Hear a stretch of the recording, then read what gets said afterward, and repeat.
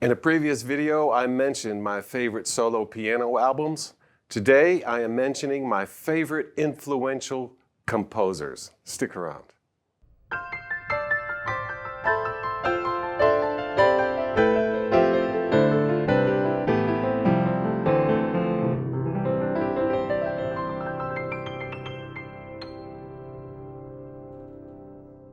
Hi, this is Ted Barsley with Alamo Piano Galleries. If you haven't already, please subscribe to our channel. If you have any questions or comments on videos, go ahead and leave them there. And also shop our website store at alamopianogalleries.com. And there is no inventory in this video. This is a continuing of my conversation, which actually I didn't plan on continuing until I thought about it. And I have that to be or not to be moment that is the thumbnail on this video, which actually means that is the question. How much do you steal from other composers and how do you get away with doing it? And what are your favorite ones to take from, borrow, or interpret from? And this has nothing to do with scratching any of those other pianists or composers off the list. These are kind of an explanation about influence and how it kind of works. And I ended up just picking these artists that I have listened to over the last 40 plus years and never really thought much about them as creative composers. Well, I have, but I caught myself from time to time learning a lot of their pieces. And I think that's always the composers or writers, that's kind of their dream, is I can influence someone to learn my own music or learn my songs. And so that when you listen to someone, that it really inspires you to like, man, how does he play? What are those chords? I haven't heard that melody before or that background. So I found myself learning songs by these pianists. And the idea here is I ended up doing a wiki search and I searched jazz piano. 2 words. I highly recommend you do that and read because it's a real short entry, but it is separate. And the word jazz piano and the whole concept of jazz historically is over 100 years old, but amongst musicians and people using that phrase jazz, it's coming up. It's right past 100 years old. And so that means on average there's about maybe 4 generations of professionals that we've had playing. Some of the early ones, Jelly Roll Morton, Art Tatum, Teddy Wilson, and then they include Nat King Cole in that list as well for influencing pianists like Bill Evans. And that immediate generation, there's bunches of them, and it took the Harlem Renaissance from ragtime to stride into jazz. And what is jazz piano? Great description. But what I found is that jazz pianists don't always start off that way. And some of the ones that are most influential to me as composers really started off as classical pianists. And so number 1 on this list that I have is one of the most influential composers to me is a gentleman from Houston named Joe Sample. I've mentioned him a couple times. I don't know if I ever mentioned that he passed away about 10, 12 years ago. He does have one of the absolutely coolest tombstones I have ever seen. It's worth taking a look at. I think you can even find it. There was a special dedication. But what makes him really interesting to me is the amount of work that he did all through the late 60s and early 70s as a studio musician. The number of people he worked with is unbelievable. It includes some of the great saxophone players, great songwriters, recording artists. He's on, I think, at least 3 or 4 Steely Dan albums. He's played both acoustic piano and Fender Rhodes on there. However, the thing I wanted to mention that happened is that in '75, I was 14 years old and got this album. It's called The Three, and it was Shelly Manne and Joe Sample with bassist Ray Brown. And that was a Blue Note recording, and at that time, Blue Note went in and reissued all the Jazz Crusaders albums, so it's like they were all brand new again in mid-'70s. But what's historically significant about Joe Sample is that he has specifically written some of the most beautiful things on Fender Rhodes. And the electric keyboard is what he's usually credited with. Not specifically the Rhodes, because he used both the Wurlitzer and the Rhodes, but he did write particularly for those instruments separately than the way that he composed for piano. And that's one thing that I really, really found influential As a young teen trying to get into jazz, I had a Fender Rhodes, and I had just learned who Joe Sample was when I was about 13 or 14 years old. The next person that I listened to a lot of their recordings over the years is Liz Story. And it's kind of interesting, when I was doing a little bit of research on almost every one of these pianists, you find out some little historical thing that's kind of interesting. And with Liz Story, she particularly composed 2 songs for Worth Winning, a movie I think came out in the 80s, like 89, starred Madeline Stowe. And when you see Madeline Stowe play piano, those 2 songs that Liz Story wrote for that, one is the theme song and the other one I think is in the film. Those are her hands. So her hands were used in the film, which is always a pretty cool thing.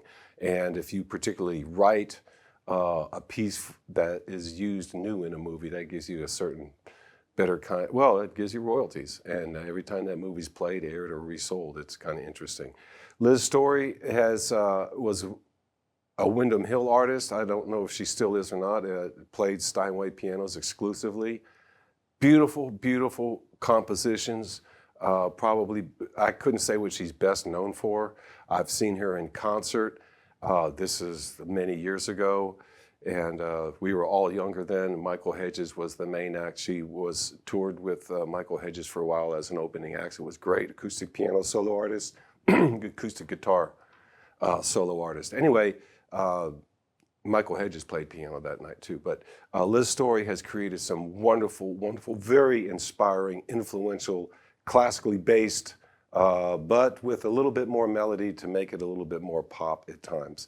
One of my favorites. I know all of her songs. I don't know any of the titles. They're always on. They're spinning around, as most of these artists are. I don't memorize a lot of their titles unless it's a piece I particularly go to try to learn.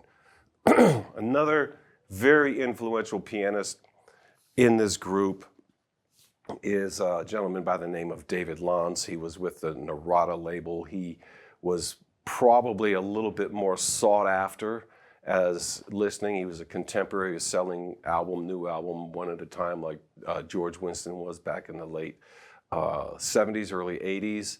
David Lanz got a lot of radio play with Cristofori's Dream.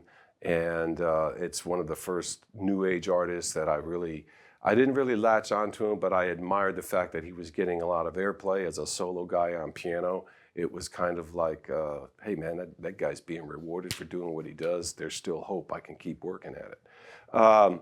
The other thing that's kind of interesting is going back with David Lanz is, I know he's from the Seattle area, but I also found out that he was the keyboard player on the Terry Jacks recording, Seasons in the Sun. So when you hear all those keyboards in that lovely song title, just know that it's David Lanz playing it.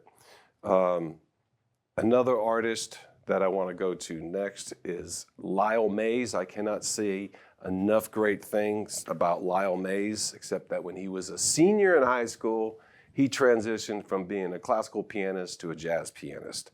And it was one of his teachers, or someone Marion McPartlin, actually introduced him to jazz, and then he became a Bill Evans freak and started listening to lots and lots of Miles Davis and Bill Evans right at about the time that he started working with Pat Metheny. And I did not know this until this morning, but Lyle Mays has actually received 11 Grammys.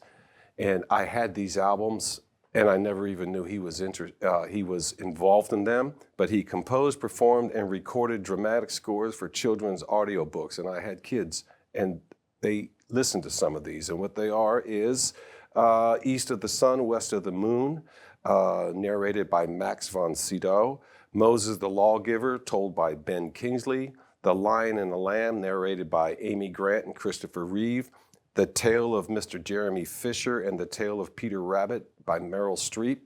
Those were all highly recognized, and I think some of those may be his Grammys or Grammy nominee albums in there. Lyle, to me, is just one of the best synthesizer players, composers, and he just has this magical way of blending a beautiful acoustic piano over some of the most gorgeous synth pads and real sounding strings. I cannot say enough great things about Lyle Mays, how influential he is, And he's one of those that you're always looking for a chop to take from. And in the background, I knew that those old players, Art Tatum and Bill Evans and Nat King Cole and even Teddy Wilson, that some of those chops that I try to get from Lyle, he probably got from those guys. There's another gentleman that within the last couple of years, I've listened to lots and lots and lots of his recordings. His name is Rob Franken, and I believe he was a Dutch pianist. He's got piano recordings, and he has lots of Fender Rhodes recordings, lots of electric, what's called acid jazz, acid funk, you name it. All those 3 and 4 hour compilations that just have artwork on the front, a lot of that is him jamming with dudes. He started recording in 1964, and I think he kept playing and recording up until he passed away. He has a total of 678 separate recorded volumes of a lot of Fender Rhodes music, and that's why he's on my list. He is extremely influential. You can put him on and listen to a Fender Rhodes 3-piece, Fender Rhodes in a band. He also uses Arp Odyssey to solo with, so he's pure electric funk from the very late 60s to early 70s forward. And he's very inspiring because his style changes. And I think he belongs to one of those kind of groups that not all of these players are part of. But Rob Franken is probably the one guy out of all of these pianists and people that I've mentioned that played almost every single night of his life and cut an album or made a recording. It seems like it because he's got tons and tons of recordings. They don't even know how much stuff this guy has. But what's fascinating is that Art Tatum and Teddy Wilson and these older players at Jelly Roll Morton, they almost had to play every night. That was their living, and that's how they got to be that great at playing. It's not like they played a concert 1 or 2 nights and traveled like musicians do now. It was a daily occurrence then, and that's how they got real good. And I know that Rob Franken was just a professional. All of these are professional musicians, but once you start selling records, you can back off the pace of how much you have to perform. And if you're truly a composer, you prefer to have that time to yourself. But a lot of people really, really enjoy bringing their artwork in front of others. Some composers are a little bit more a tad on the shy side. They don't seek out a big audience, and some of them are extremely phenomenal and just don't want any attention. But as I was going through here, I came across this guy that I had every single one of his albums. And I was influenced not only by the albums that he had, but also by the artwork, the insight, because he did everything himself. He was one of the first true solo piano artists that I knew that had his own record label, probably before the 80s. And his name is Sandy Owen. He's not super duper well known. He is available on YouTube. He doesn't have a wiki page. I think you can start one if you wanted to, or I could. But anyway, I find his artwork on the albums always attractive toward whatever's on the album. And generally it's a solo recording. And all of these artists that I've mentioned, their discographies are so big, I don't even want to get into it because they have lots and lots of discs out there. But Sandy Owen is one guy that always goes toward the jazz. I don't want to say it's new age, but he was that before it was ever defined. This is a pianist that kind of doesn't really fall into a category. He's done an album dedicated to Barrel House and Boogie Woogie, where he, if I remember right, he wrote a bunch and he plays a bunch of recorded stuff and has a great photograph on the album cover. He's got an album that is just soliloquy. It's named after the Hamlet thing, which kind of wraps in with where I got the idea. Going back, reviewing all of his records, just looking at the album covers, it's just amazing. I've forgotten how much I've listened to this guy and how much I've really, really enjoyed his creative compositions. He is worth seeking out. They all are to listen to, but Sandy Owen is a little bit different because I don't think he ever toured to packed houses. He's just a great, great composer and pianist. And I have one last pianist I want to include here because this is kind of like influencers influencing others that influence you, me, and others, but there's gradations in the aging and who influenced who first. But Philip Aberg was George Winston's one of his favorite pianists, and he told me that he's also a Montana pianist and writes what George Winston called country dance or folk dance piano type music. And I'll just leave it at that. Philip Aberg is a phenomenal piano player, and there's something about him, whether he's playing a popular piece, a jazz piece, or a classical piece, there's something about the vibration of that guy's playing that when he plays one or two notes on a piano, you can tell it's him. And with that, I think that's the perfect influence to think about.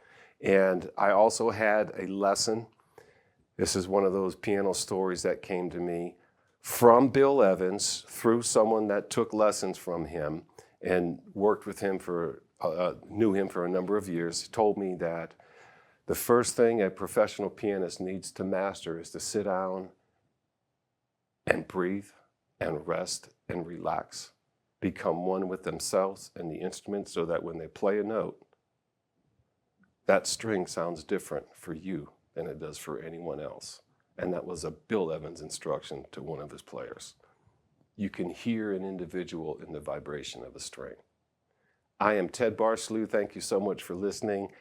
And we'll look for you next time here at Alamo Piano Galleries. Thank you so much.